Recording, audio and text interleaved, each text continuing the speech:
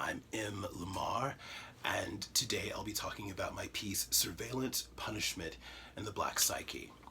Surveillance, Punishment, and the Black Psyche started as a theater piece, then became an album, and also about 11 minutes of the piece were adapted into a short film, also called Surveillance, Punishment, and the Black Psyche, but Part 2, Overseer.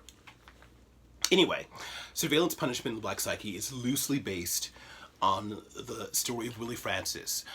We know about Willie Francis because in 1946 and 47 he was executed twice. When they first attempted with this electric chair to murder this 16-year-old black male child, the electric chair was installed improperly, and so he did not die. So then the next year they sort of came back after the case went to the Supreme Court. There were questions about cruel and unusual punishment. Can we allow the state to give him all these volts of electricity for a second time when those volts of electricity the first time did not kill him?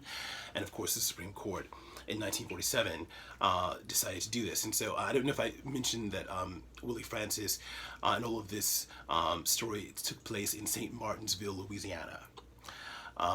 The first execution was in 1946, then the ultimate execution was 1947.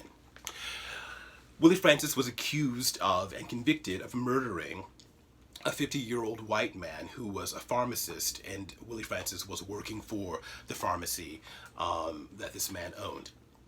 After the execution did not work the first time, all of these sort of human rights people descended upon St. Martinsville, Louisiana, like the NAACP and all these kinds of, sort of people concerned about questions of the death penalty, concerned about questions of cruel and unusual punishment, concerned about questions of racial justice or injustice. In the interviews that they were doing with young Francis, and we should note that his trial, his court-appointed attorney who was white did not cross-examine any witnesses, did not call any witnesses, and so the outcome was sort of predetermined, really. If you're talking about the South in 1947, of course, a black person accused of killing a white person will be convicted. And so when he was convicted and then endured all of the electricity from the electric chair but did not kill him, all these people sort of began to talk to him, which they had not done to that point. And what was revealed in these many interviews was that Francis was allegedly involved in a sexual relationship with the man he was accused of killing, this 53-year-old white man, pharmacy owner. And what I find fascinating about that is that the way that Francis described the relationship is that it was consensual. Now, there are questions about whether someone underage can consent or not. I understand that. But for my purposes, I was interested in, because I guess based on my own life, I was consenting to all kinds of things with people who were over 21 when I was 13, 14, 15, 16, of a homosexual nature. And so I was very interested in what politically, culturally, socially, historically, that kind of dynamic, because I was not sleeping with 53-year-old white men when I was 13 or 14 or 15. Anyway, I was interested in what that dynamic would mean culturally, historically, socially, and I also thought it would be interesting to sort of like imagine what that kind of dynamic would look like in a plantation. So the piece starts in a sort of prison cell in 1947 as I'm sort of contemplating my life, playing the young man being executed. Now, at this point, it sort of becomes very abstracted from the Willie Francis story. So we have black man in the South, black child, 16 years old, 17, contemplating his life to that point, contemplating his death, and then we sort of jump back in time to 1847. So we sort of begin in 1947 and then jump back to 1847, and then sort of plantational kinds of imagery emerges, and we sort of see this sort of like sexual desire unfolding in a plantational context.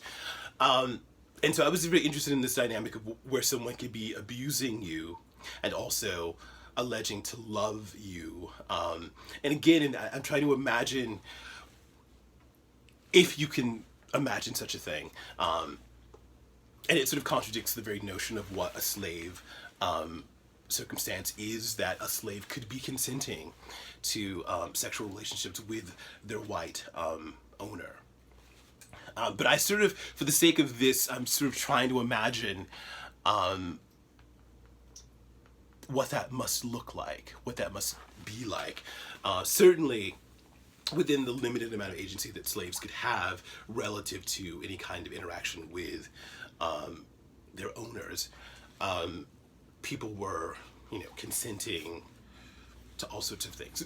Clearly, it's more complicated. It's about all kinds of power dynamics, which is sort of the point of the piece. And so I was sort of, I was very interested in trying to kind of collapse this kind of love with a kind of violence, and then at some point in that 1847 sort of moment in the piece, I began to contemplate, this sort of beating and whooping and beating and whooping,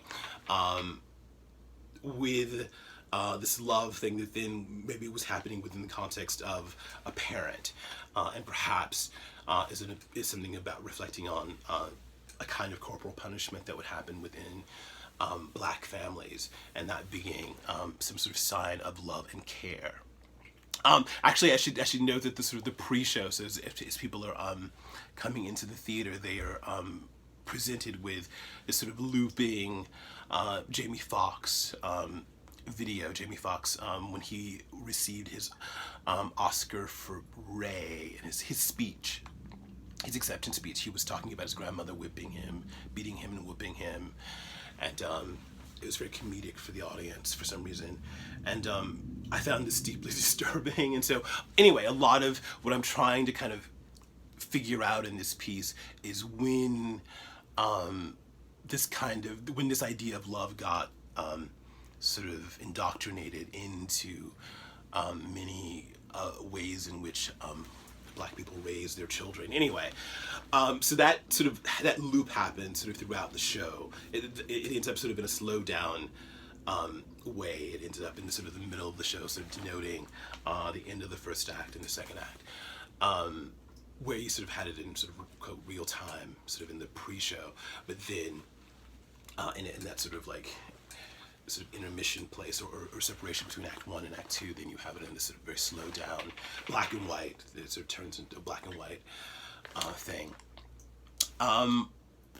So then in this plantational dynamic, you have this kind of sort of perverse love story between slave boy,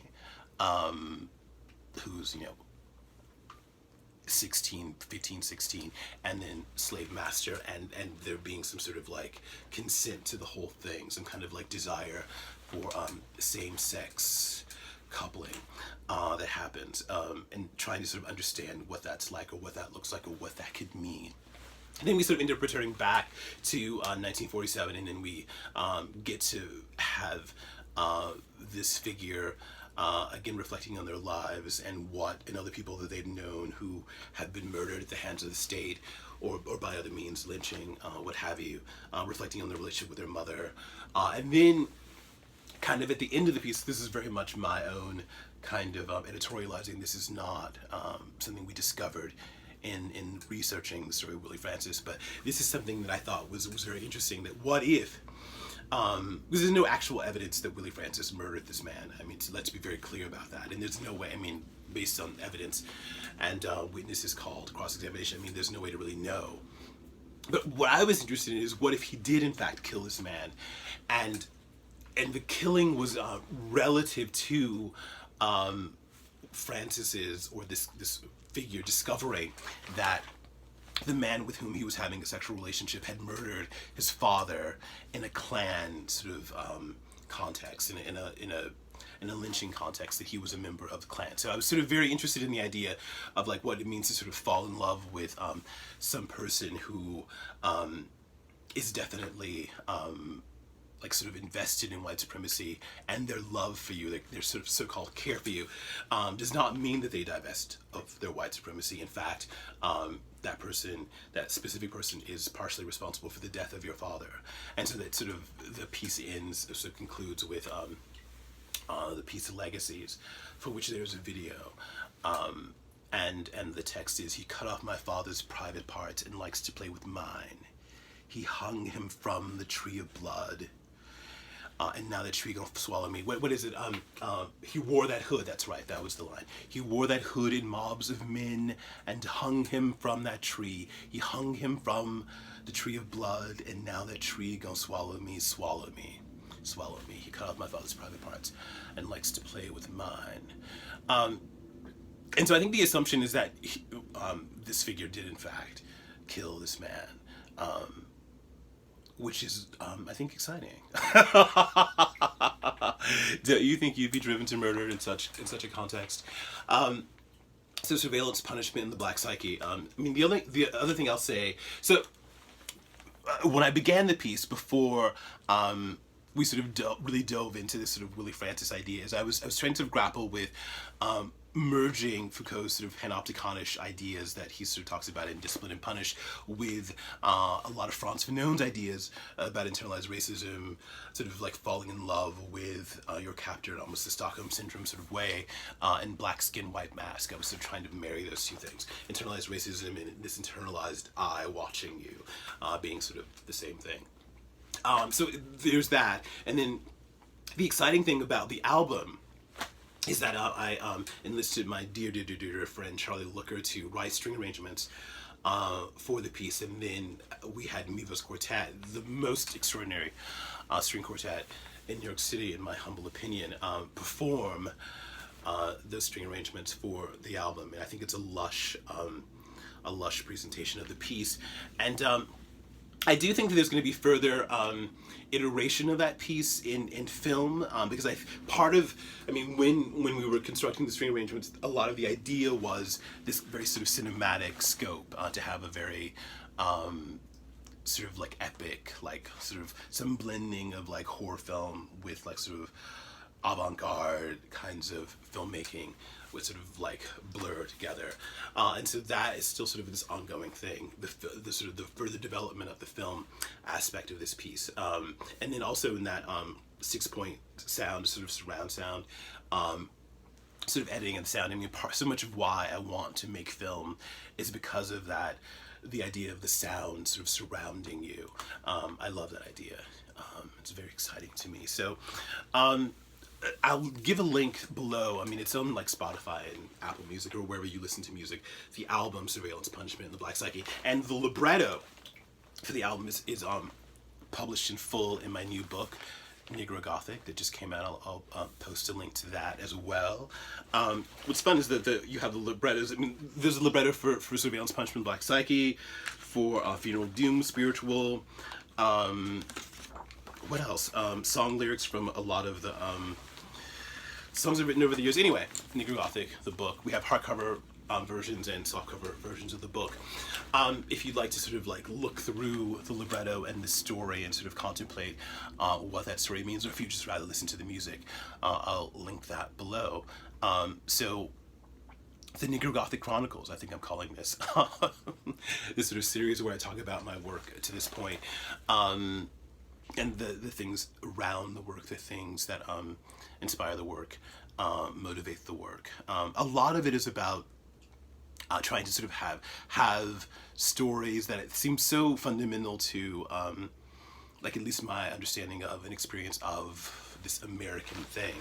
Toni Morrison just died. I don't know when you'll be seeing this video, but Toni Morrison just died last week, and so I've been sort of just thinking about the importance of Morrison, and the ways in which Toni Morrison has inspired me. And I think one of those fundamental ways is looking deeply and intensely at history and how it shapes us for this moment. There's this James Baldwin quote that history is not something we read about in books. History is not even the past, it's the present. And so to me it seems fundamental to understanding this current moment, whatever kind of trouble one might be having, whatever difficulty one might be having, not just to assign it to the things that are happening immediately in your life, but also to think about how they fit into a greater historical context.